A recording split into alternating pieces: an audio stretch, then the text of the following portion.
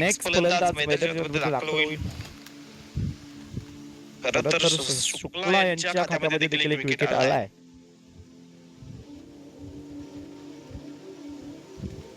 संदीप शुक्ला इकडे विकेटचा भुकेला.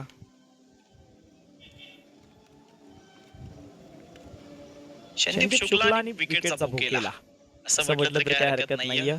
विकेट त्याच्या खात्यामध्ये आली.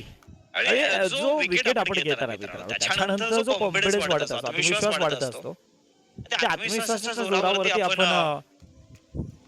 अजून काहीतरी चांगलं करण्याचा प्रयत्न करतो. याच्यापेक्षाही कसं आपल्या हातातून चांगलं होईल याचा प्रयत्न करत असतो. खरं तर वातावरणामध्ये झालेला बदल आहे. वातावरणामध्ये शीतलतेचा गंध पसरला असेल, परंतु इकडे मॅच मध्ये पाहायला गेलं तर नक्कीच उत्सुकता वाढली. 132 धावा बनवायच्या आणि दोन्ही संघ हार मानायला तयार नाहीये तिथं.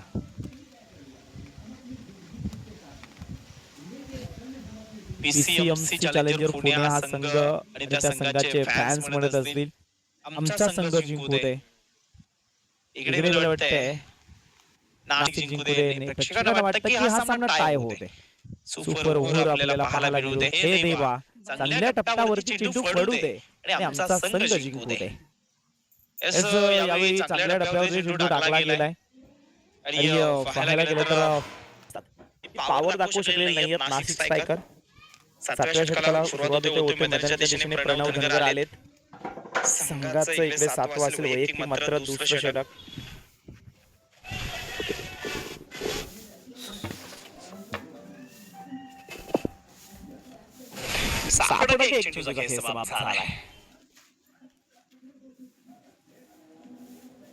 त्यांचा चेंडू पुन्हा एकदा आहे. 107 धावा बनवायच्यात.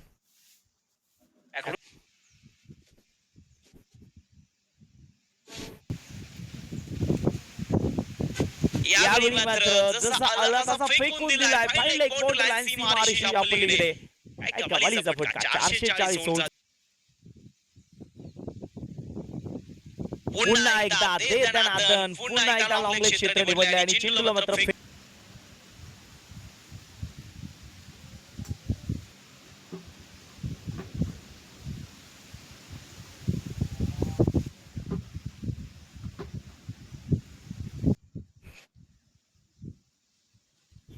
एस पुन्हा एकदा फटका. अशा खेळ संपला. 8 षटकांच्या समाप्तीनंतर धावफलकावरती 40 धावा.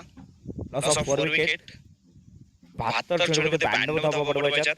करंट रन रेट कडे जर नजर टाकली ना तर 5 चा रन रेट आहे आणि रिक्वायर्ड रन रेट 7.67 सरासरीने होते मैदानाच्या दिशेने.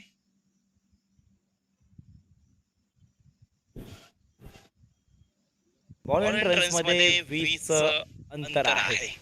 समोरच्या दिशेने सुई आणि धागा शोधला आहे.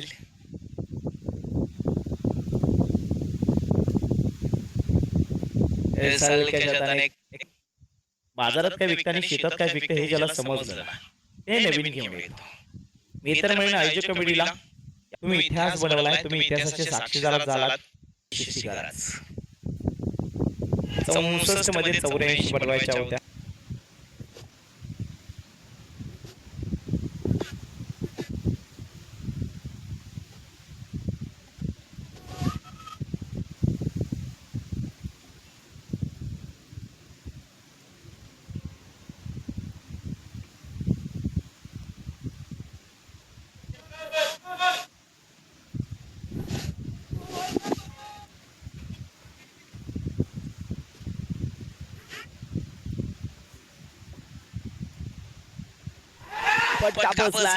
मोठा असेल इकडे परंतु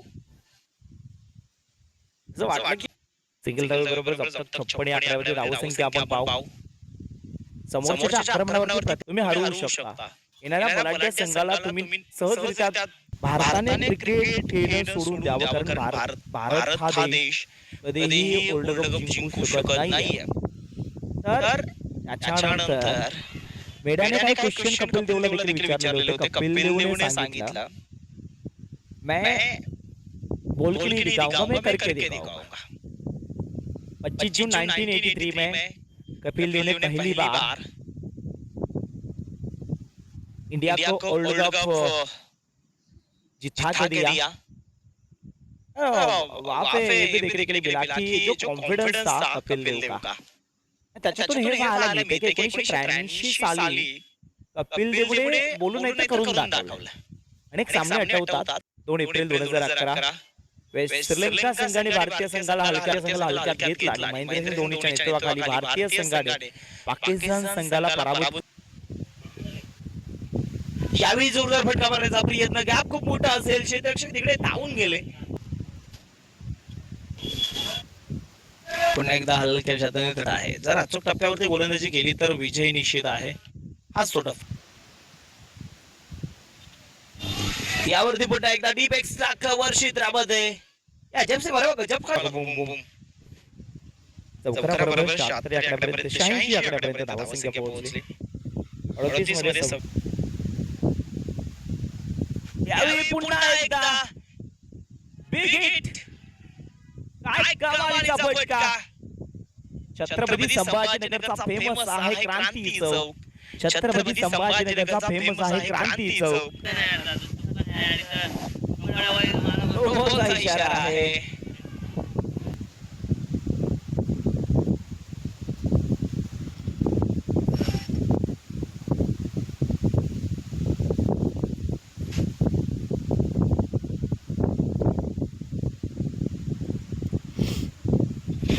मध्ये 35 पाहिजेत.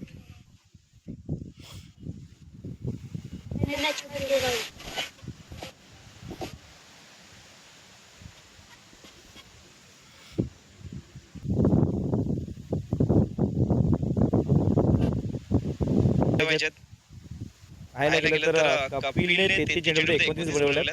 तो अनुज खेळतोय 33 वरती.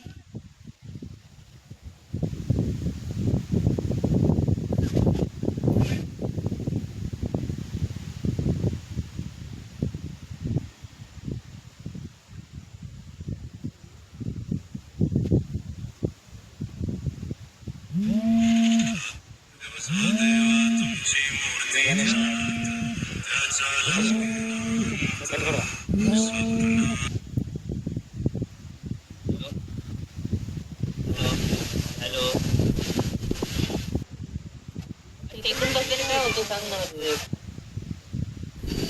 हा चालेल, मला जायचं आहे. मला जायचं आहे.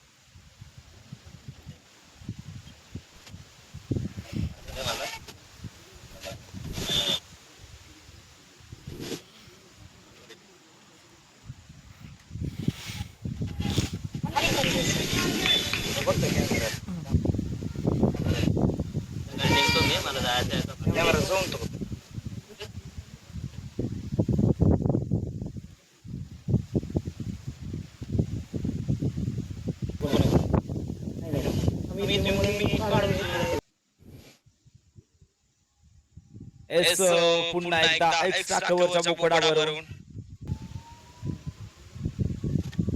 यावर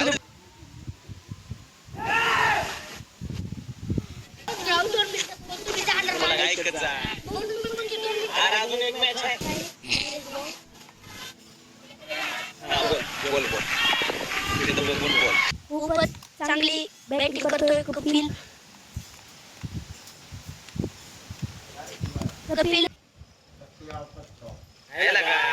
त्याही फटका 23 पाहिजेत.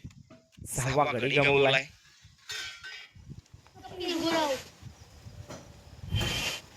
सर बॅटर कपिल गुरव मैदानाच्या बाहेर जाताना पाहायला मिळतील. खरं तर न्यू बॅटर दोघेही असतील. पार्टनरशिप एक नंबर आपल्याला दोघांची पाहायला मिळते.